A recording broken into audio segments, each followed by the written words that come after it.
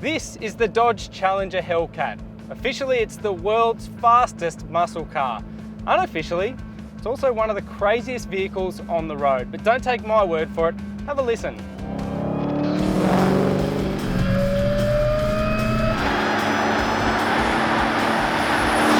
Now this thing has to be one of the most evocative cars on the road, and we're fortunate enough to be here in the US driving one. Better yet, I've got one of the country's best driving roads on offer, the Tail of the Dragon. 318 curves in just 18 Ks. Let's see what this puppy's got.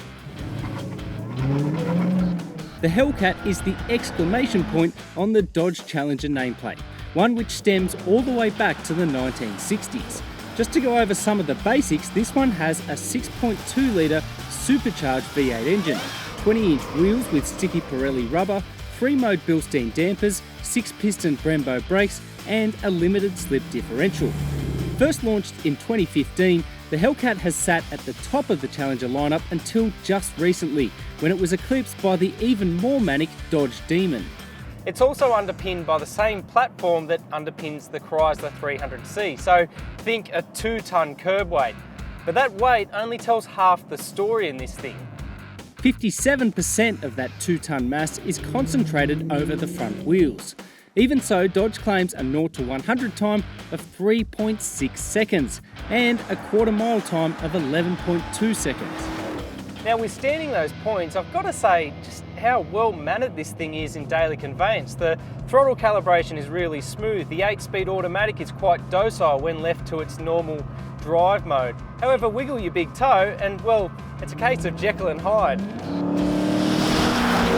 Put simply, this engine comes alive at any point in the rev range. Rolling acceleration in particular is just eye-opening, and we have no doubt the Hellcat would happily explore its 320km speed ceiling.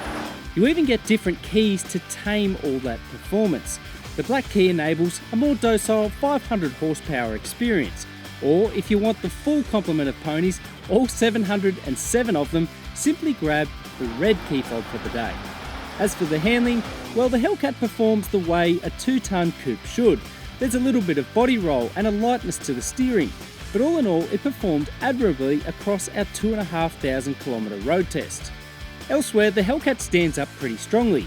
The cabin is well suppressed from outside noise and the ride is quite compliant on all but the sharpest of surfaces. Really though, the Hellcat is all about what's underneath the bonnet, and it doesn't disappoint. Now you may well be thinking, what the hell does any of this have to do with Australia? Well, the good news is that the Hellcat engine is coming in the form of the new Jeep Grand Cherokee Trackhawk. And given the engine is the undoubted highlight of this machine, that can only be good news for us.